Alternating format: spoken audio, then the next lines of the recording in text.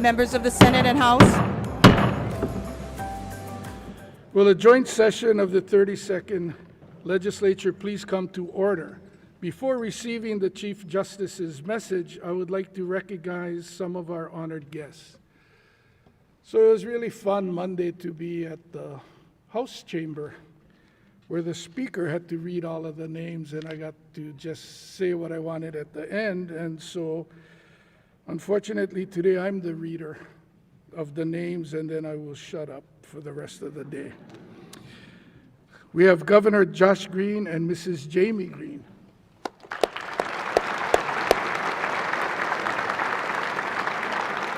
And we have Representative Nakamura and Senator Ihara presenting the lay.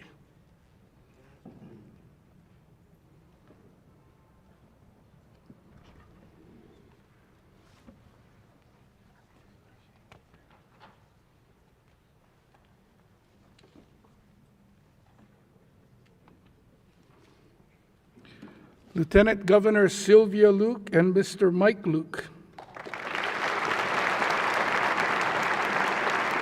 Senator Henry Aquino will be presenting the lay to the Lieutenant Governor, and Representative Morikawa to Mike.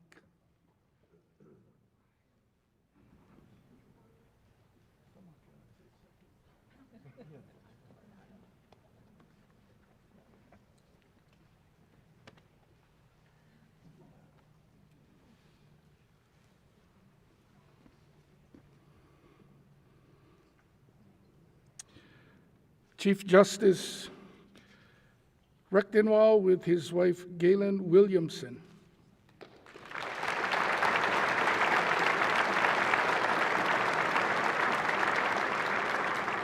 We have Senator Gabbard presenting the lay.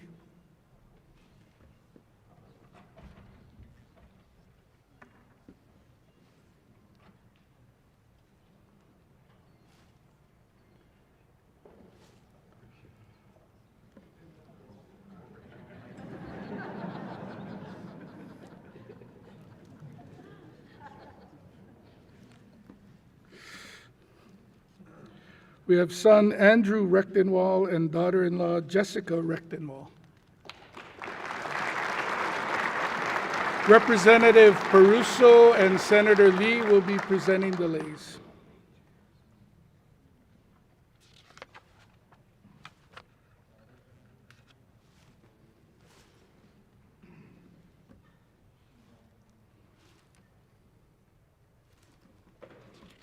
Please join me in welcoming other distinguished guests joining us in the Senate chamber this morning. He will be featured at the end of the program, but right behind me, Speaker Scott Saiki.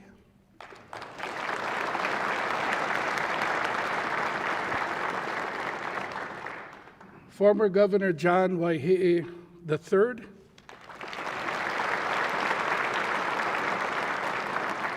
Former Governor Linda Lingle.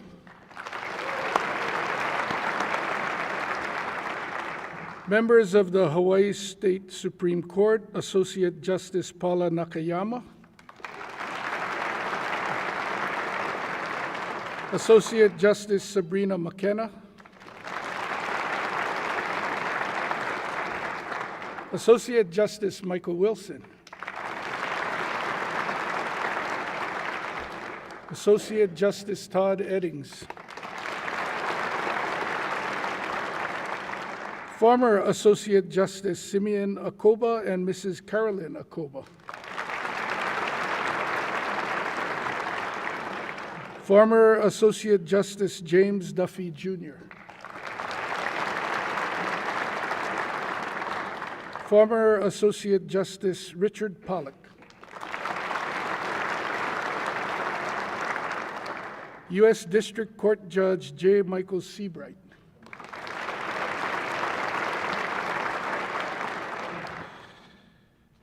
U.S. Magistrate Ram Trader. U.S. Attorney Claire Connors and members of the law enforcement community, including the Office of the Adjutant General and the County Chiefs of Police and prosecuting attorneys. Please rise.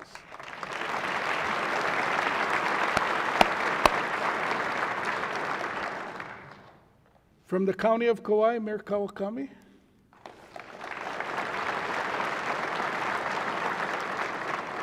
Administrative Director of the Courts, Rod Miley.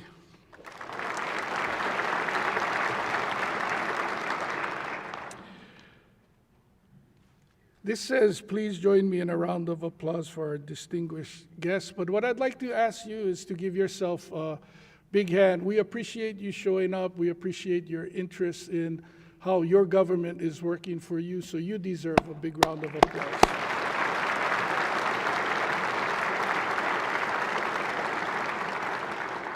The chair hereby appoints the following legislators to escort the Honorable Mark E. Recktenwald, Chief Justice of the Hawaii Supreme Court, to the rostrum.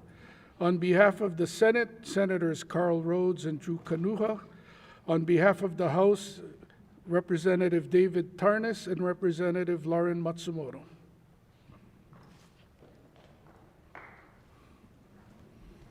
You can clap for them.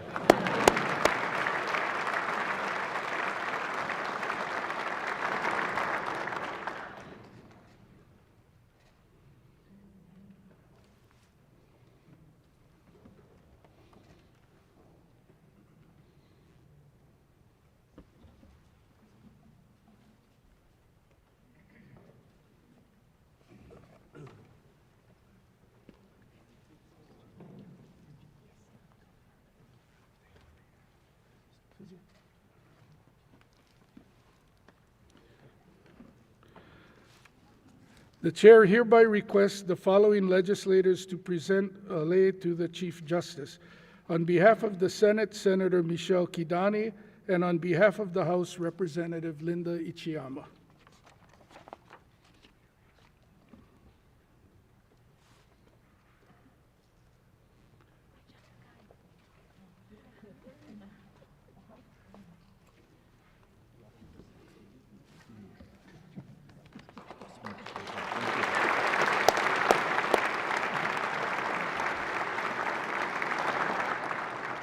Members of the 32nd Legislature, ladies and gentlemen, please join me in extending our warmest aloha and welcome to the Chief Justice of the Hawaii Supreme Court, the Honorable Mark E. Recktenwald.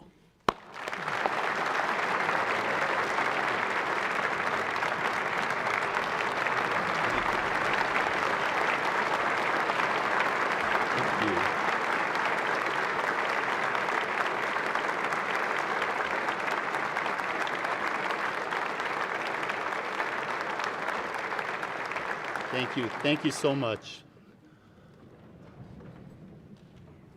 President Kochi, Speaker Saiki, Governor Green and First Lady Jamie Green, Lieutenant Governor Luke and Second Gentleman Michael Luke, members of the Senate and House, former Governor John Waihe'e and Ms. Lynn Waihe'e, former Governor Linda Lingle, members of the Consular Corps and the Royal Order of Kamehameha, distinguished guests, family, and friends, good morning and aloha. After all the challenges of the pandemic, it's indeed a blessing to be back here in person. Mahalo to President Kochi and his team, the Sergeant of Arms, the Clerk's Office, everyone who makes this event happen, for welcoming us into this beautiful chamber. An event was held this past Sunday that brought such pride and joy to our state, the running of the Eddie Aikau Big Wave Invitational. I'm honored that we're joined here today by Eddie's brother, Clyde Aikau, who organized this epic event. And I'd like to ask him to please stand and be recognized. Mr. Clyde Aikau.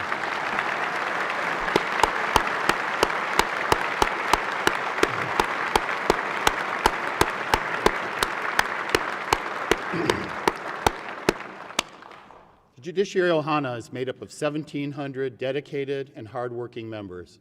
And as Chief Justice, I'm proud to be one of them. I thank the legislature for this opportunity to tell our story, to explain how we are advancing the cause of justice and serving our community. To Governor Green, we're eager to collaborate with your administration and are encouraged by your focus on homelessness and mental illness in our community. I wish to recognize my two friends and colleagues, Justice Paula Nakayama and Justice Michael Wilson. They're retiring this year after serving a combined total of over 50 years in the judiciary. Would they please stand so we can recognize their outstanding contributions to our state?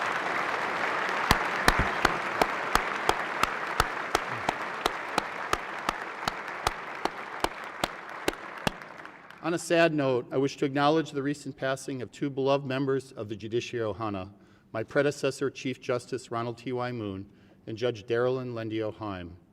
As the first person of Korean ancestry to serve as Chief Justice on any American court, C.J. Moon helped shape the judiciary into the institution it is today.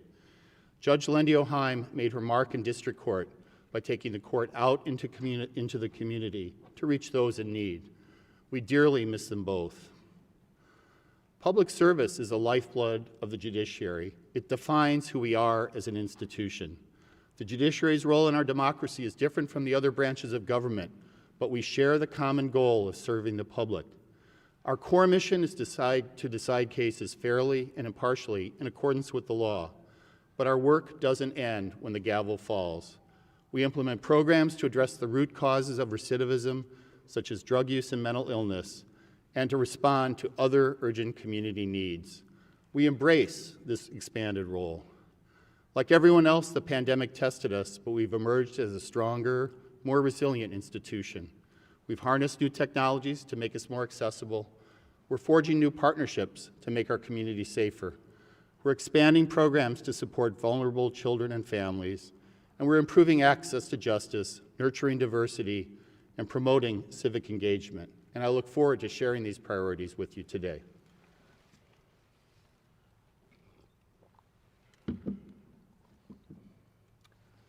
The pandemic created immense challenges to a court system accustomed to conducting business in person.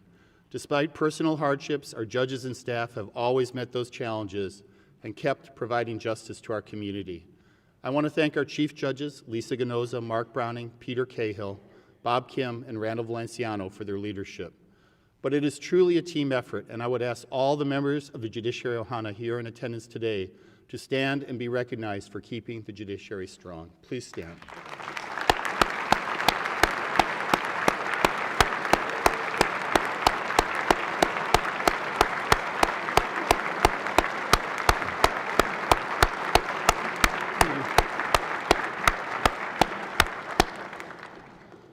We learned from the pandemic. We could not meet in person, so we harnessed new technologies to conduct proceedings remotely. Instead of having to miss work, people can now appear in a traffic infraction case by simply using their phone.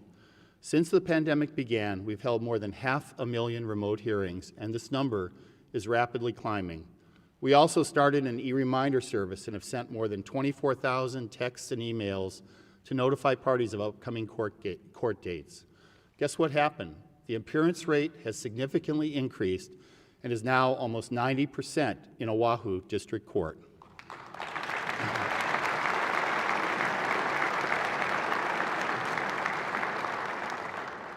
We are also more transparent. The Hawaii Supreme Court now live streams all of our oral arguments, and more than 17,000 people have tuned in.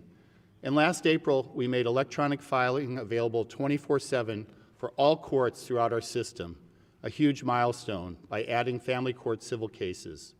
In short, we've created modern courts that use new technologies to meet the needs of a community accustomed to doing business online.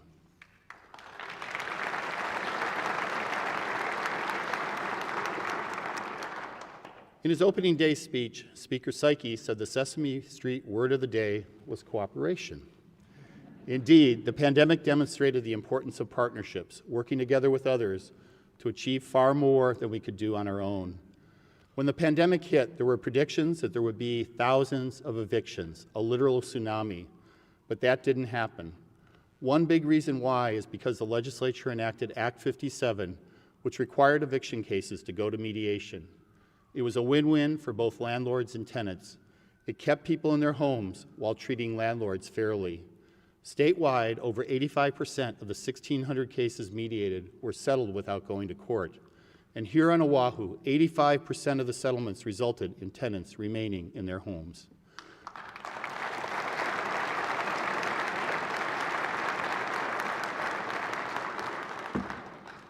Mahalo to Representatives Troy Hashimoto and Nadine Nakamura for crafting Act 57, and our district court judges, the bar, and mediation providers for implementing it. Act 57 expired last year, but we look forward to working with the legislature to establish a similar program going forward. Hawai'i is another example of a successful partnership. If you've driven up Pi'ikoi Street recently, you've seen it, a gleaming new 20-story tower. It provides both 200 affordable rental units and critical resources for juveniles. We could not have completed this innovative project without the legislature's cooperation, and particularly that of Speaker Saiki and our partner, the Hawaii Housing Finance and Development Corporation. This new facility symbolizes the judiciary's commitment to prevention and healing for at-risk youth. It enables us to intervene earlier and connect youth and their families with meaningful, culturally responsive services. In short, it will empower at-risk youth to forge a better future.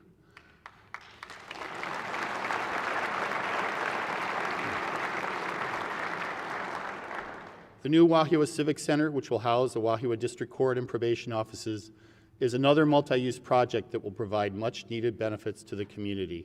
Mahalo to Senator Donovan Dela Cruz for having the vision for this project.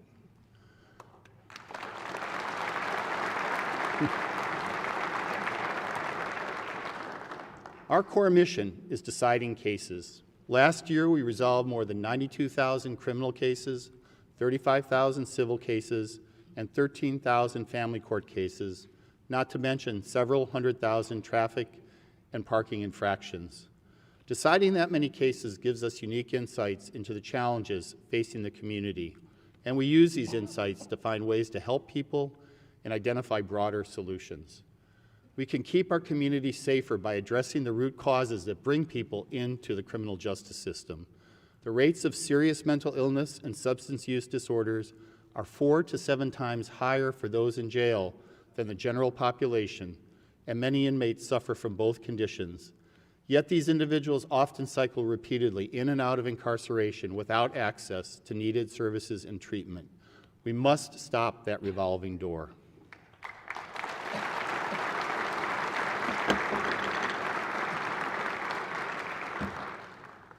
One answer is treatment courts. They use intense supervision and a team approach to break the cycle of recidivism. From our groundbreaking girls' court to our drug, mental health, and veterans treatment courts, we've developed specialized programs that enable participants to overcome deep-seated challenges and lead productive lives. Building on this success, the legislature last session approved funding for women's court. It recognizes the simple fact that women experience very different pathways to criminal involvement than men.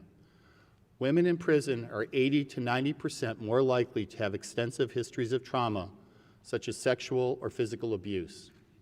In just 6 months, our women's court team, led by Judge Trish Morikawa, has developed programs tailored to address women's needs, collaborated with treatment providers, and selected participants. And we're excited to announce that Women's Court will officially go live later this afternoon.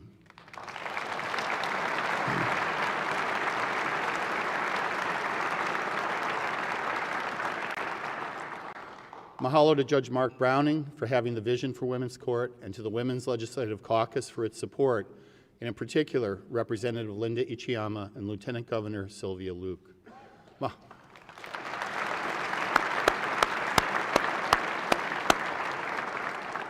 Mahalo also to the Women's Prison Project, a grassroots group organized by former Governor Linda Lingle that supported Women's Court and other legislation focusing on the special needs of women in the criminal justice system.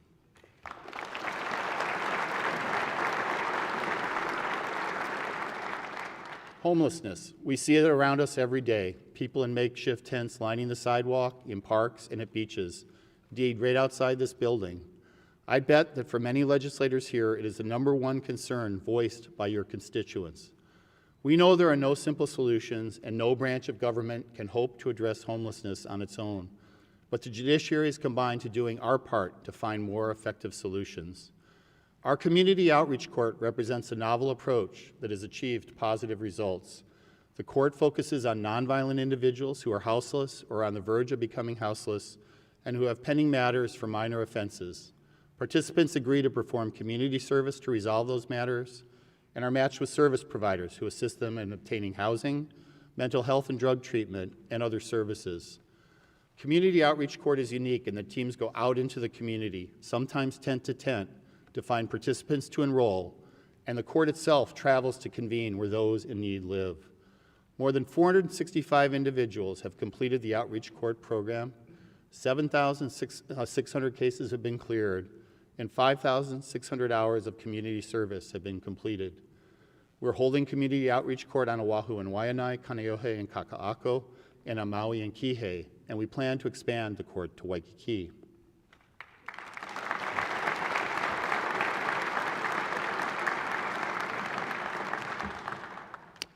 In 2019, we held a summit that identified major shortcomings in how people suffering from mental illness are treated in the criminal justice system.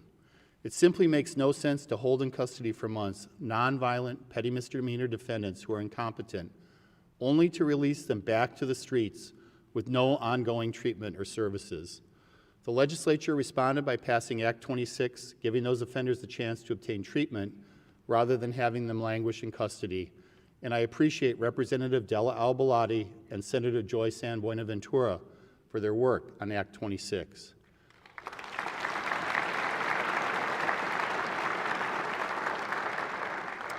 In the short time since it was enacted, the state has saved over $8.5 million due to reduced incarceration and state hospital costs.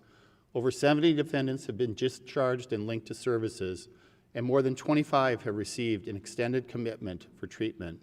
We should build on that success and consider diverting other nonviolent individuals with mental illness. All of us, the legislature, the executive branch, and the judiciary, are strongly committed to resolving the mental health emergency afflicting our community. Let's seize the opportunity and work together. Let's invest in resources such as mental health drop-off centers and crisis stabilization units successfully used in Arizona and Miami to get people appropriate treatment away from the criminal justice system. Let's explore all options to get treatment for those who need it. Let's join forces. Yeah.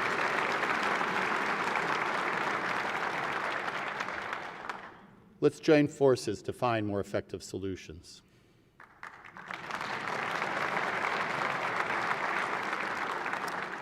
Family court is where hope, healing, and new beginnings occur.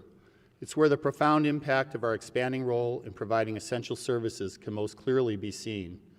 Reducing the detention of minors has been a critical focus of the family courts. Almost all of the minors in the juvenile justice system are themselves victims of abuse and trauma. Research shows that placing them in detention often inflicts additional harm, which can spiral into more serious offenses. Our reforms, which have been underway for more than a decade, focus on detaining youth only when necessary for public safety and diverting the others into appropriate supervision and treatment. These efforts have been a resounding success. We've drastically reduced the number of juveniles held in detention while enhancing public safety. In the last 15 years, the number of juveniles admitted to secure detention or committed to the Hawaii Youth Correctional Facility has dropped by more than 80%.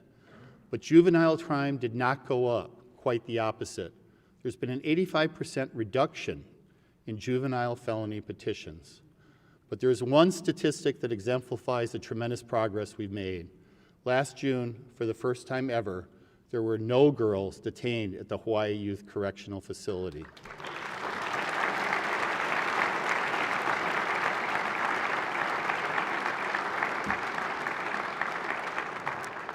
You cannot do better than zero. The pandemic was particularly hard on our state students.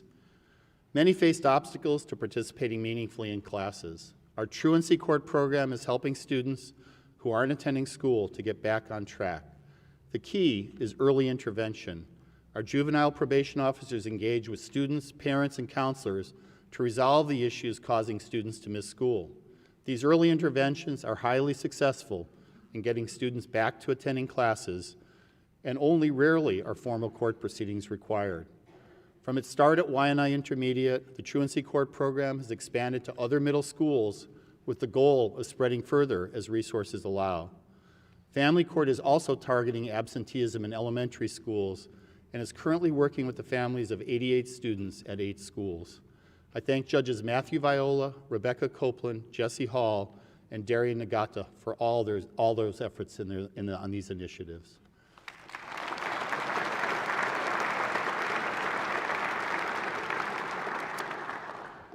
To ensure the public's trust, courts must be transparent and accessible, judges should reflect the diversity of the communities they serve, and the public must understand the judiciary's role in our democracy. So how are we building trust? First, we must ensure that everyone's voice is heard. We've established self-help centers across the state where volunteer attorneys provide free legal information or assistance to people in civil cases who otherwise would have to navigate this system alone. Over the past decade, there have been more than 35,000 self-help consultations at little or no cost to the public, and remote consultations added during the pandemic have expanded the center's reach. We could not provide this critical resource without the steadfast support of the Access to Justice Commission, the Hawaii State Bar Association, the Legal Aid Society of Hawaii, the County Bar Associations, and the hundreds of attorneys who have donated their time. We have an absolutely amazing access to justice movement in Hawaii, and that's because of the passion of so many people who are dedicated to supporting that effort. And I want to ask all of them here in the audience here today that I just mentioned to please stand and be recognized.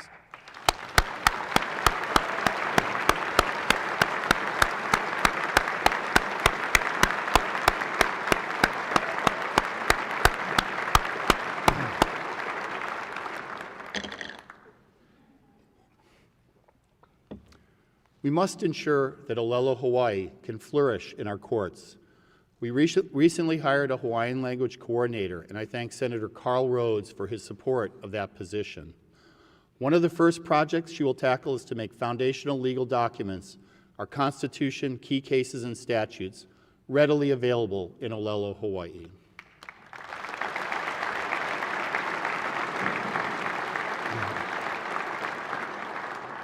Public trust is also bolstered by a judiciary that reflects the diversity of the communities we serve. Here in Hawaii, our merit-based judicial selection system has enabled us to secure highly qualified judges from many different backgrounds. The Senate is a crucial component of the selection process, and I thank President Kochi and the members of the Senate for their commitment to that process.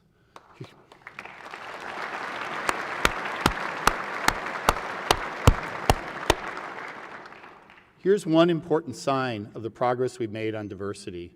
I'm pleased to report that as of today, 49% of our full-time judges are women.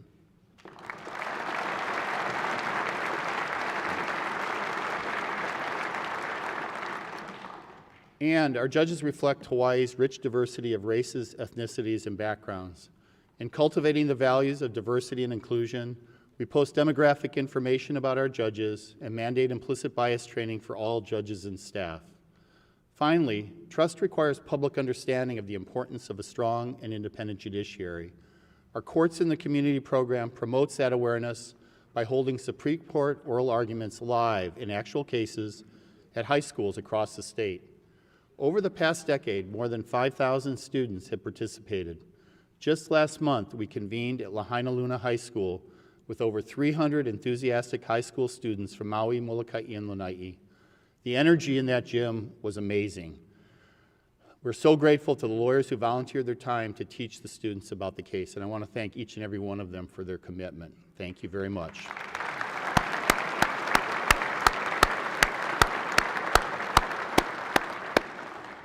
Courts in the Community is part of a much broader effort. The Supreme Court has created the PACE Commission to promote and advance civic education for students and citizens throughout Hawaii. The commission, led by Chief Judge Lisa Ganoza and Representative Amy Peruso, recently hosted a free 3-day academy for high school students on Maui. They learned about the legal system, community involvement, and law-related careers. Mahalo to the American Judicature Society and its chair, Larry Okanaga, for supporting the PACE Commission, and to the William S. Richardson School of Law, the University of Hawaii Maui College, and the Maui County Bar Association for making the Academy such a success.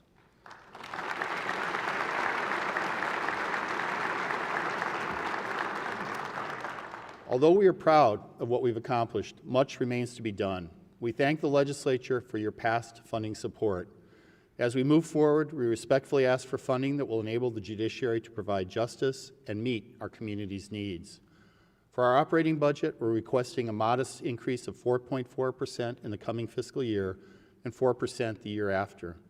Most critically, we're seeking restoration of funding for more than 30 positions statewide that were defunded early in the pandemic. We curtailed our budget requests during the pandemic and did everything we could to stretch our limited resources. But without restoration of funding, our ability to provide needed services is severely compromised. We're also seeking a new district court judge in the First Circuit to provide stability and continuity for rural courts on Oahu, funding for our programs in the community, including our new Juvenile Resource Center at Hawai'i, and funding for court-appointed counsel, guardians ad litem, and to permit children to stay with their mothers undergoing residential treatment. Our capital improvement requests total $16 million, and they include fixtures and equipment for the new Wahiawa District Court and funds for essential repair and maintenance for our aging courthouses to keep the roofs from leaking and the elevators working. These requests reflect what we need to restore the services impaired by the pandemic and to forge ahead with new initiatives to serve the community, and we sincerely appreciate the legislature's consideration.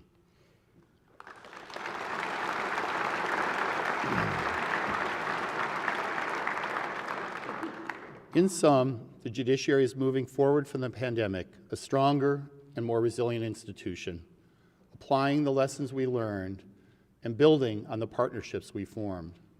We've harnessed new technologies to make us more accessible.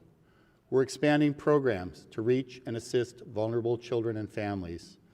And we are raising awareness of the judiciary's critical role in our democracy.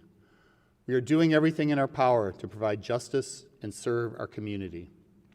This past Sunday, in monster waves with 50-foot faces, the Eddie Aikau Big Wave Invitational was held at Waimea Bay. The contest honors Eddie Aikau, the legendary lifeguard and waterman who risked and ultimately gave his life to help others. Eddie's legacy is captured in the simple phrase, Eddie would go. Just as Eddie would go, the three branches of government must also be bold and courageous in finding solutions to the daunting challenges facing our community. Each branch must, of course, be faithful to the separate roles we play in our democracy, but we can still collaborate to find solutions. On issues such as homelessness and mental illness, the ideas are out there, the resources are out there, the will is out there. Let's dive in and find the way forward together.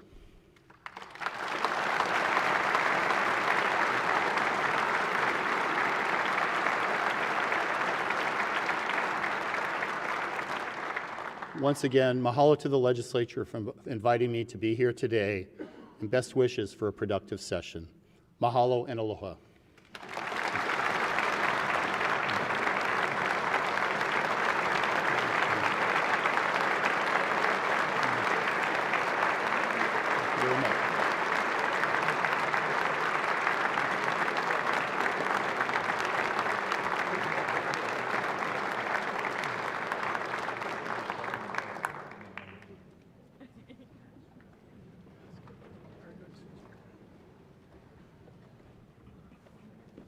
Thank you, Chief Justice Recktenwald. I just told the Chief Justice that his speech was better than my opening day speech, and certainly better than the Senate President's opening day speech.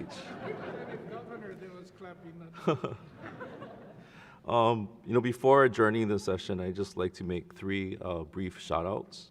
So first, to Chief Justice Recktenwald, I just want to let everybody know that we really respect the Chief Justice, his leadership, and his advocacy for the judiciary, and we look forward to working with him this year and next year. So thank you, Chief Justice.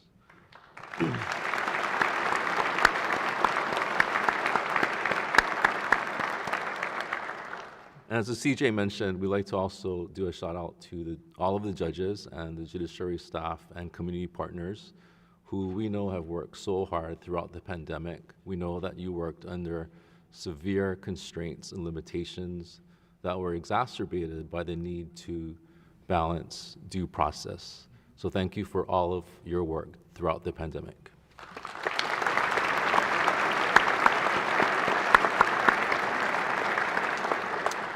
And finally, we'd like to do a shout out and thank you to our retiring justices, Justice Wilson and Justice Nakayama. And in particular, I'd like to just mention something about Justice Nakayama because from afar, I have just developed so much respect for her. And I know that after 30 years, she leaves a body of work that will endure because it is reasoned and practical and leaves us with a framework to solve problems in our state. So thank you to both Justice Wilson and Justice Nakayama.